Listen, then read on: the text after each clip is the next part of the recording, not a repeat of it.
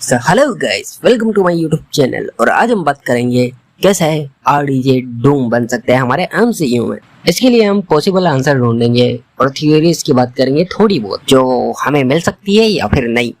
सबसे पहला possible answer है मल्टीवर्स। जैसा कि हम सबको पता है, किसी और मल्टीवर्स में इसका चेहरा टोनी स्टार्क जैसा होगा, बट ये होगा डूम। मतलब कि उसका चेहरा टोनी स्टार्क से मिलता है, बट वो है नहीं, वो कोई और है।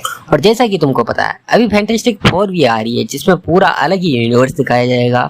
वैसे ही इसका यूनिवर्स भी कुछ और ही हो सकता है, और ये उस जगह पे रूल करने लगे और उसे इतना नॉलेज हो कि वो मल्टीवर्स पे रूल कर ले, जस्ट लाइक कैंग। और जैसा कि हमने स्पाइडरमैन नो वे होम में देखा कि अलग अलग फेसेस के स्पाइडरमैन भी है, और व्हाट इफ में हमने देखा कि थेनोस हर यूनिवर्स में स्ट्रॉन्ग नहीं है, वो सिर्फ एमसीयू में स्ट्रॉन्ग था। बाकी हर एक यूनिवर्स में उसका खात्मा खत्म ही हुआ है, चुद ही रहा था वो। और उसके बाद दूसरी पॉसिबिलिटी है कि वो कॉमिक्स के जैसे टोनी के साथ बॉडी स्वैप कर ले और वो बन जाए डॉक्टर डूम, जो टोनी के सारे रिसोर्सेज को यूज कर सके। पर इसमें एक प्रॉब्लम ये है कि हमें कभी एमसीयू में डॉक्टर डूम दिखाया ही नहीं, और ना ही हमें उसका मेंशन सुनने को मिला है, उसका मेंशन किया गया। तो कोई कैसे टोनी के साथ बॉडी स्वैप कर सकता? और टोनी अभी प्रेजेंट में मर भी चुका है। बट इसका एक रिडिकुलस आंसर हो सकता है, जो मैं तुम्हें थोड़ा सा सुनाना चाहूंगा। डूम टोनी का एक पुराना फ्रेंड हो सकता है, जो उसके साथ कॉलेज में पढ़ता था या फिर उसके साथ हाई स्कूल का उसका फ्रेंड। बट टोनी उसे भूलना चाहता हो, क्योंकि उसने उसके साथ बहुत ज्यादा बुरा किया हो, या फिर उन दोनों के बीच कुछ दुश्मनी वगैरह हो गई हो कॉलेज खत्म होते होते, और टोनी उसको कभी याद भी नहीं करना चाहता। इसीलिए हमें उसका मेंशन कभी सुनने को मिला ही नहीं। और ये उसके हाई स्कूल में भी सेटअप हो सकता है।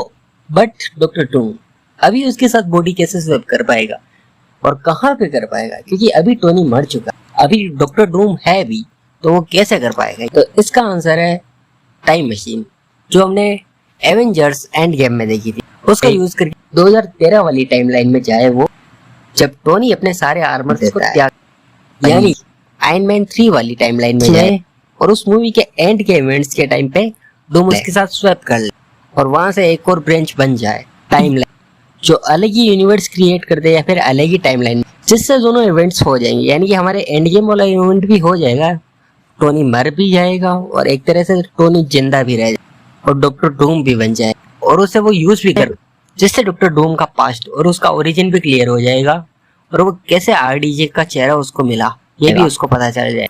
क्योंकि डॉक्टर डूम का चेहरा पहले जल चुका था एक एक्सपेरिमेंट में।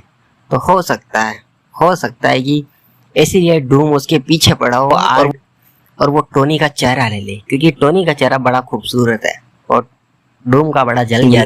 और अब बात कर लेते हैं हम इसके तीसरे पॉसिबल। हमें हर एक फैंटास्टिक फोर में डॉक्टर डूम तो देखने को मिला ही है, और इसमें भी दिखा दिया, तो तुम्हें हैरान होने की जरूरत नहीं होनी चाहिए, क्योंकि हर एक फैंटास्टिक फोर में डॉक्टर डूम तो होता ही है।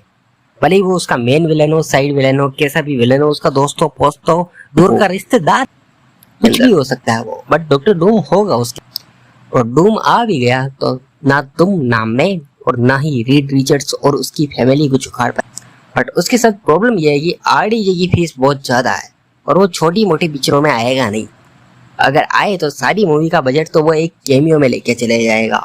तो हो सकता है कि हमें डूम मास्क में दिखे और उसका वॉइस रिवील भी ना हो, और लास्ट में उससे सिर्फ ऐसे खड़ा हुआ दिखाए और मूवी वहीं पे खत्म कर। और एक और माइंड ब्लोइंग थ्योरी ये है हो सकती है कि कैंग्स के इवेंट्स के बाद जब लोकी ने सबको फ्री विल दे दी, तो समहाउ कैंग वाले इवेंट डॉक्टर डूम के साथ भी हो जाए, जिससे उसके भी बहुत सारे वेरिएंट्स बन जाए। जैसा कि हमने देखा था कि सैन डिएगो कॉमिक कॉन में जब डूम को इंट्रोड्यूस करा गया, यानी कि जब टोनी वहां पे आया था तो साथ में दूसरे और डूम थे, यानी कि उसके आसपास दूसरे लोग भी थे, बट उनके अंदर मेन डूम टोनी स्टार्क था, जिसने ग्रीन वाला हुडी पहन रखा था, और बाकी सबने अलग अलग पहन रखा था। तो हो सकता है ऐसा ही उसके साथ, जो कैंग वाले इवेंट्स डॉक्टर डूम के साथ होने की वजह से उसके भी बहुत सारे वेरिएंट्स बन जाएंगे, और वो भी मल्टीवर्स में इधर से उधर ट्रेवल करने लग जाएगा, और वो कैंग को मारेगा सबसे पहले, क्योंकि वो कैंग का टेक लेके ही मल्टीवर्स में इधर से उधर ट्रेवल कर पाएगा। और उस पर मेरे हिसाब से टीवी वाले भी ध्यान नहीं देंगे, क्योंकि उनका काम तो कोई और कर रहा है। कैंग तो मर ही रहे हैं ना,